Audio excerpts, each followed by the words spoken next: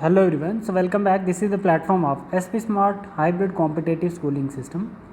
बच्चे आज हम लोग क्लास 12th बायोलॉजी का चैप्टर 4 का पार्ट नंबर 16 डिस्कस कर रहे हैं, जिसमें एनसीईआरटी का पैराग्राफ नंबर 80 है. ठीक है बच्चे, हम लोग इसमें जेनेटिक डिसऑर्डर डिस्कस कर रहे हैं बच्चे. ठीक है, जेनेटिक डिसऑर्डर में आज हम कौन सा देख रहे हैं बच्चे? That is thalassaemia. कौन सा देख रहे हैं? थैलेसीमिया. अब थैलेसीमिया में हम लोग थैलेसीमिया में क्या कह रहे हैं कि थैलेसीमिया एक डिजीज़ है जो ऑटोसोम लिंक्ड रिसेसिव डिजीज़ है ना बच्चे. थैलेसीमिया क्या है? एक जेनेटिक डिसऑर्डर है जो अफेक्ट करता है किसको? हीमोग्लोबिन की प्रोडक्शन को, है ना. उससे क्या हो सकता है? Leading to anaemia and other complications. ठीक है बेटा, ठीक है. अब जैसे हम लोग इसमें पहले देखेंगे types of thalassaemia. Types of thalassaemia, thalassaemia के कुछ टाइप्स हैं. जैसे फर्स्ट आती है हमारे पास अल्फ़ा थैलेसीमिया और सेकेंड आती है बीटा थैलेसीमिया. ठीक है, ये जेनेटिक डिसऑर्डर पढ़ रहे हैं. और ये ध्यान रखना है, ये PYQ आता है बच्चे आपका कि इसमें ऑटोसोमल है, डोमिनेंट है, सेक्स लिंक्ड है, सेक्स लिंक्ड डोमिनेंट है या सेक्स लिंक्ड रिसेसिव है. इस पे क्वेश्चन आपको आता है. तो आपने सबसे पहले याद रखना है कि जो थैलेसीमिया है वो कैसा है बच्चे? वो आपका autosomal sex linked recessive disorder है. Autosomal recessive disorder, sex linked नहीं. ठीक है बच्चे, अब हमें पता है कि थैलेसीमिया की क्या डेफिनेशन होती है. फिर उसके बाद हम देखते हैं इसमें क्या होता है कि जिसको थैलेसीमिया डिजीज़ होती है उसके हीमोग्लोबिन की प्रोडक्शंस में इफेक्ट आता है ना, कम प्रोडक्शन हो सकती है.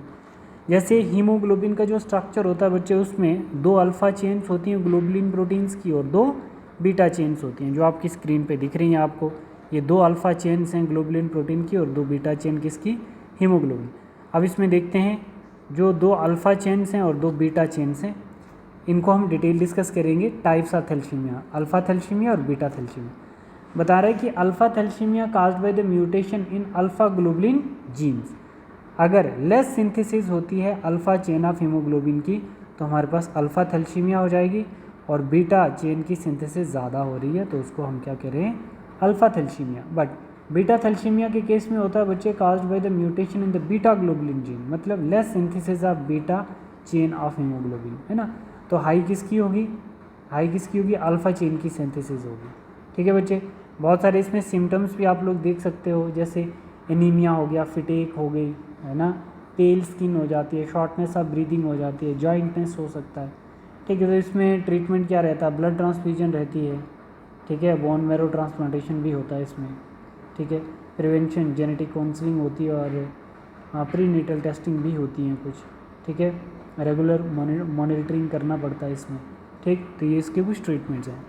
हम लोग यहाँ पे देखेंगे बच्चे, अगर हमारे पास ऑटोसोमल लिंक्ड रिसेसिव डिसऑर्डर है तो हम देखेंगे ये अफेक्टेड के लिए है, ये कैरियर के लिए और ये नॉर्मल के लिए. अगर हम ऐसे पेरेंट लेते हैं मेल और फीमेल तो हमारे पास 25% ऑफस्प्रिंग जो होंगे 4 में से 1 अफेक्टेड आएगा. ठीक है, ये अफेक्टेड है, ये कैरियर है, ये कैरियर है और ये नॉर्मल है. ठीक है बेटा, तो अल्फ़ा थैलेसीमिया के लिए हम लोग थोड़ा सा डिटेल डिस्कशन करेंगे. मानो जैसे मेरे पास अल्फ़ा थैलेसीमिया है तो ये कैसे होता है? जैसे एक जीन है उसके ऊपर हीमोग्लोबिन A1 और हीमोग्लोबिन A1 2 एलील्स होंगी. यहाँ पर क्रोमोसोम नंबर 16 पे क्या होगा? जीन 1 और जीन 2 प्रेजेंट होगा और दोनों की एलील्स होंगी. जैसे जीन 1 की एलील इस पोजीशन पे है और जीन 2 की एलील्स इस पोजीशन पे. ठीक है, दोनों ही हीमोग्लोबिन बनाने वाली जीन्स हैं. ठीक है, कहाँ प्रेजेंट है? आपके क्रोमोसोम 16 पे. और होमोलोगस क्रोमोसोम है बच्चे, क्योंकि ब्लड बनाने वाली जीन सेम पोजीशंस पे क्रोमोसोम के लोकेटेड है. अगर म्यूटेशन आ जाती है बच्चे क्रोमोसोम नंबर 16 पे तो क्या होता है? HB1 यहाँ से आगे था ना, HbA1 ही डिलीट हो जाता. तो इसी को बोलते हैं 1 chain of haemoglobin located on HbA1 is deleted. ठीक है, जो HbA1 जो है वो डिलीट हो जाती है तो इसी को कहते हैं अल्फ़ा थैलेसीमिया. अब रहता है आपका बीटा थैलेसीमिया. बीटा थैलेसीमिया में क्या होता है बच्चे? बीटा थैलेसीमिया में क्रोमोसोम नंबर 11 जो होमोलोगस पेयर ऑफ क्रोमोसोम है उसके एक पोजीशंस पे एक ही जीन की 2 एलील्स प्रेजेंट हैं, उनमें म्यूटेशन आएगी तो अब ये वाला ही पार्ट बचेगा. ठीक है, तो उसको हम क्या बोलेंगे? Beta thalassaemia. ठीक है बच्चे, तो अब एक बारी आप एनसीईआरटी को थोड़ा सा रीड कर लें. Transmitted from parent to offspring when both the partners are unaffected या कैरियर फॉर द जीन, उसको हम हेटेरोजाइगस बोलेंगे. The defected could be due to either mutation और deletion which ultimately reduce the rate of synthesis of one globulin chain. क्या होगा बच्चे, जो effect होगा तो उससे क्या होगा, एक चेन का कम हो जाना, एक चेन रिड्यूस हो जाएगी सिंथेसिस करना, है ना। या वो अल्फ़ा हो सकती है या तो वो बीटा चेन हो सकती है, दैट मेकअप हीमोग्लोबिन्स। ठीक है, जैसे 4 ग्लोबुलिन चेन्स होती हैं तो उसमें से कोई एक चेन जो होगी वो सिंथेसाइज करना स्टॉप कर देती है या तो वो रिड्यूस हो जाएगी। ठीक है, अब क्या बता रहा है, this cause the formation of abnormal haemoglobin molecule. इससे क्या होगा, एबनॉर्मल हीमोग्लोबिन हो जाएगी जिसको हम थैलेसीमिया कहते हैं, resulting into anaemia which is characterise. Result क्या होगा, हमारे पास एनीमिया वाली कंडीशन आ जाएगी, ब्लड डेफिशिएंसी हो जाएगी। Thalassaemia can be classified according to which chain of the haemoglobin molecule is affected. ठीक है, in alpha thalassaemia production of alpha globulin chain is affected. ठीक है, अल्फा थैलेसीमिया में अल्फा चेन अफेक्टेड होगी, मतलब वो रिड्यूस हो जाएगी। वाई बीटा थैलेसीमिया में क्या होगा, production of beta globulin chain is affected. ठीक है बच्चे, alpha thalassaemia is controlled by 2 closely linked gene. Alpha thalassaemia में 2 जीन होंगे, HbA1 और HbA2 on chromosome number 16। Each parent and its observe due to mutation और deletion of 1 और more of the 4 jeans. ठीक है बेटा, इसी में the more gene affected the less alpha globulin molecule produced. ठीक है, जितने ज़्यादा जीन अफेक्टेड होंगे उतना कम अल्फा ग्लोबुलिन मॉलिक्यूल प्रोड्यूस होगा। While beta thalassaemia is controlled by single gene. Beta thalassaemia को कंट्रोल करने के लिए सिंगल जीन है जिसको हम HBB कह रहे हैं, किस पे प्रेजेंट है, क्रोमोसोम नंबर 11 में। अल्फा थैलेसीमिया के लिए 2 gene responsible, each parent occur due to mutation of 1 और both the gene. Thalassaemia differ from sickle cell anaemia. Thalassaemia जो है वो सिकल सेल एनीमिया से डिफरेंट है। That the former is quantitative problems. ठीक है, ये कौन सी प्रॉब्लम है बच्चे, anaemia is the former is a quantitative problems of synthesis too और few globulin molecule, while the latter qualitative problem synthesis incorrectly functioning globulin. तो वो जो है हमारे पास सिकल सेल एनीमिया, वो क्या है, वो क्वालिटेटिव प्रॉब्लम है और ये एक क्वांटिटेटिव प्रॉब्लम्स होती है। ठीक है बेटा, ये था हमारा थैलेसीमिया। अब हम देखेंगे क्रोमोसोमल डिसऑर्डर क्या होता है। देखो बच्चे, क्रोमोसोमल डिसऑर्डर में बेटा आपको ध्यान रखना है, क्रोमोसोमल डिसऑर्डर में हम बोल सकते हैं एब्सेंस, एडिशन या deletion of chromosome. Generally chromosomal disorder, the chromosomal disorder on the other hand cause due to absence और एक्सेस और एबनॉर्मल अरेंजमेंट ऑफ 1 और मोर क्रोमोसोम। मतलब बच्चे हमारे पास अगर क्या है, एक सेल्स के अंदर नॉर्मल क्रोमोसोम 46 होते हैं, या तो उसमें से क्रोमोसोम डिलीट हो जाना, एक डिलीट होना, 2 डिलीट होना, उसको क्या कहते हैं बच्चे, एब्सेंस ऑफ क्रोमोसोम। या तो उसमें एक ऐड हो जाना या 2 हो जाना, उसको हम कहते हैं गेन ऑफ क्रोमोसोम। तो इस टर्म्स को हम लोग क्या कहते हैं, एन्यूप्लाइडी। क्या बोलेंगे उसको, एन्यूप्लाइडी बोलेंगे। Failure of segregation of chromatid, मतलब क्रोमोसोम्स का फेलियर हो जाना during cell division, result in gain or loss of chromosome are called aneuploidy. For example, Down syndrome result in the gain of extra copy of chromosomes. Down syndrome result in the gain of extra copy of chromosome number 21. ठीक है, gain का मतलब होता है कि जैसे pair होता है उस पर एक क्रोमोसोम ऐड हो जाता है, तो उसको क्या बोलेंगे हम लोग, उसको हम बोलेंगे बच्चे down syndrome, extra copy of chromosomes. ठीक है, एक बारी देख लेते हैं बच्चे यहाँ पर, फिर इसको रीड करेंगे। देखो ज़रा, नॉर्मली मेल नॉर्मल गैमेट कितना होता है 23, n इज इक्वल 23। अगर उसमें से एक डिलीट हो जाता है अब नॉर्मल गैमेट हो जाएगा 23 - 1 इक्वल टू 22 क्रोमोसोम।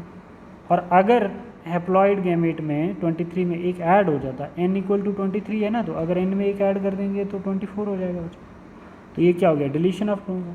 ये सब कब पॉसिबल होता है, सेल डिवीजन में, जब फेलियर हो जाता है segregation of chromosome during gametes, है ना। गैमेट्स में सेल डिवीजन के टाइम में गैमेट्स में क्रोमोसोम अगर प्रॉपर सेग्रीगेट नहीं हो पाता तब क्रोमोसोमल डिसऑर्डर होता है। ठीक है बच्चे, मतलब 18 अगर हैं पेरेंट में तो 18 के 18 एक ही गैमेट में चले जाना वो गलत होता है। जाना कितने चाहिए थे, 9 जाने चाहिए थे। ठीक है, तो अब देखना है, इधर मैं आपको एन्यूप्लाइडी समझा देता हूँ कि क्या होता है। एन्यूप्लॉइडी क्या समझा बच्चे आपने, एन्यूप्लॉइडी का मतलब होता है लॉस और गेन ऑफ क्रोमोसोम। यही तो समझा आपने एन्यूप्लॉइडी में, लॉस और गेन ऑफ क्रोमोसोम। तो मेरे पास एन्यूप्लॉइडी कितने टाइप की है बेटा, 4 टाइप की है। कितने टाइप की है, 4 टाइप की है। तो पहला क्या है बेटा, फर्स्ट क्या है मेरे पास, monosomy, loss of 1 chromosome. Aneuploidy में लॉस और गेन ऑफ क्रोमोसोम्स। मतलब 46 में +1 हो जाना या +2 हो जाना, ये क्या है, गेन ऑफ क्रोमोसोम। 46 में -1 हो जाना या 2 हो जाना इक्वल टू 44।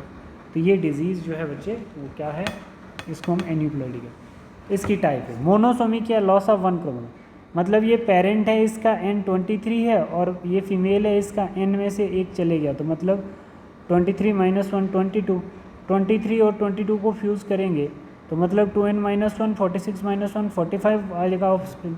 ठीक है, तो इस कंडीशन को मोनोसोमी बोलेंगे। फिर बता रहा है कि मानो पेरेंट के, मेल पेरेंट का जो गैमेट था उसमें 22 आ गए और फीमेल में भी 22 आ गए, मतलब n - 1 n - 1, तो 2n - 2 46 - 2 इक्वल टू 44 ऑफस्प्रिंग में आएंगे। तो ये नल्लोसोमी हो गई, लॉस ऑफ 2 क्रोमोसोम्स। एन्यूप्लॉइडी की टाइप से।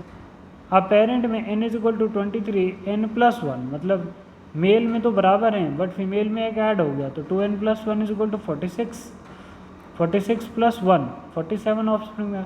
ये ट्रायोसोमी होगी बच्चे, है ना, एडिशन ऑफ 1 क्रोमोसोम। तो ये डाउन सिंड्रोम कहलाएगा।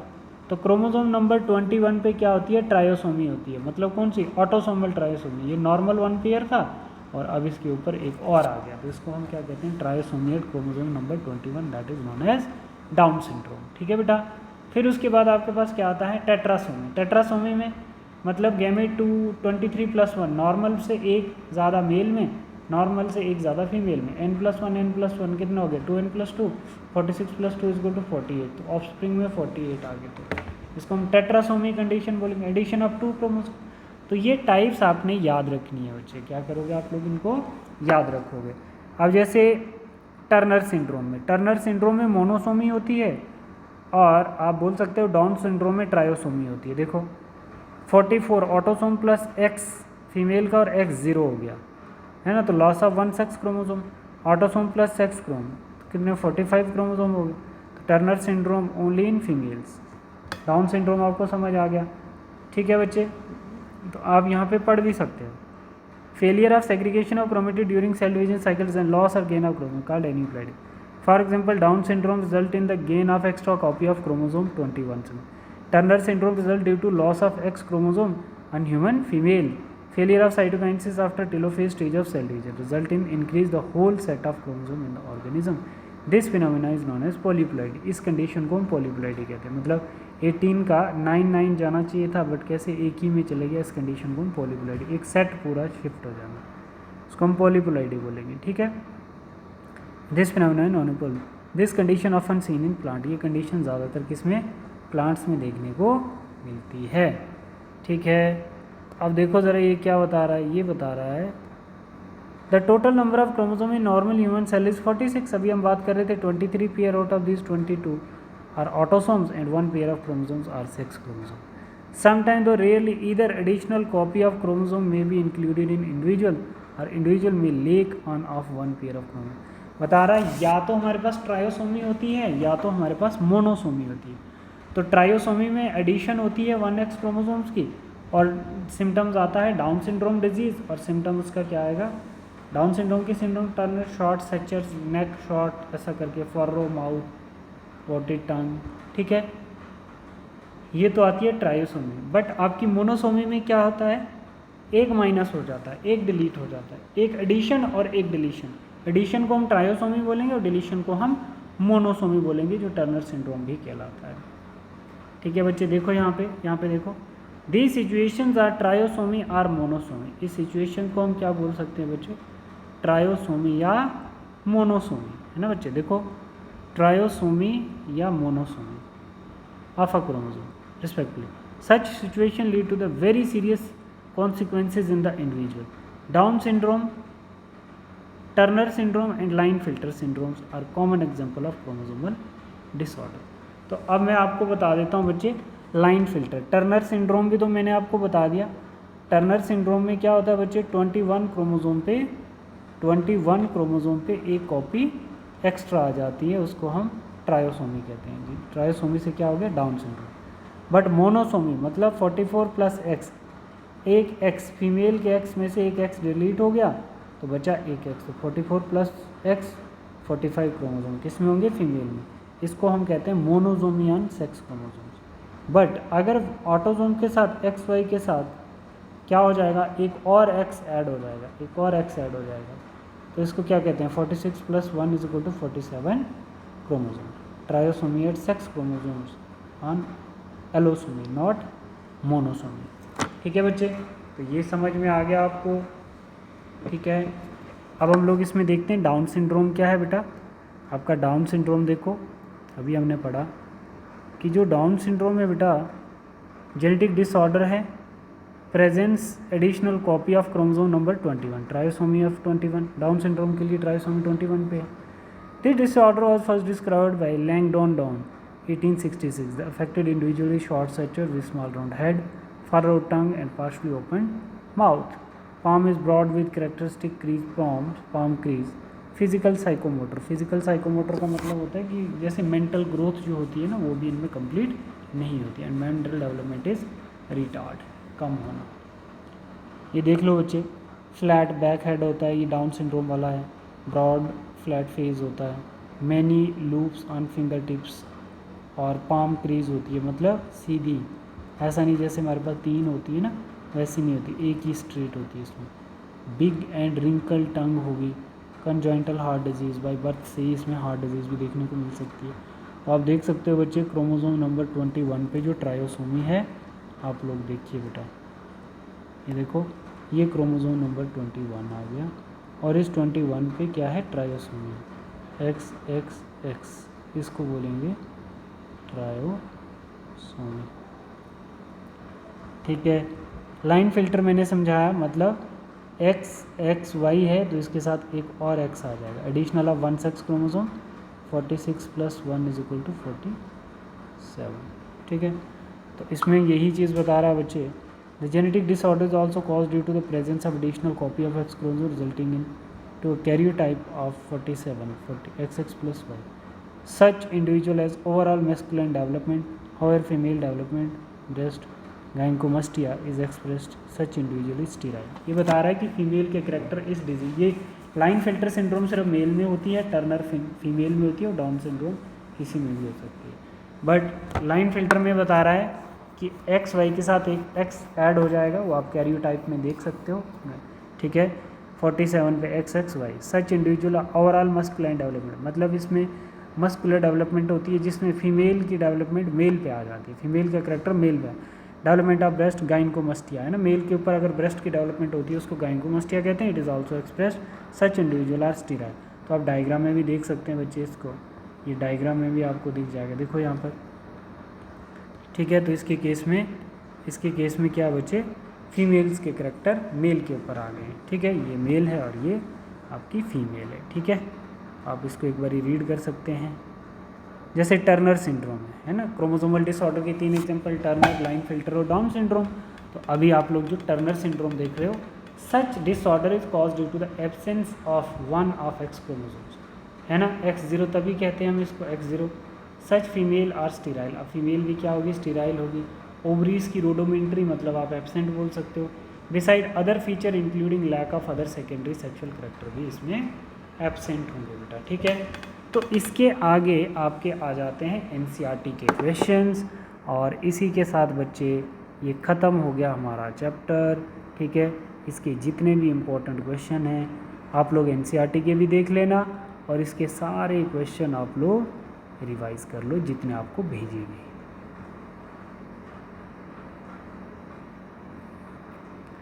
तो ठीक है बेटा, फिर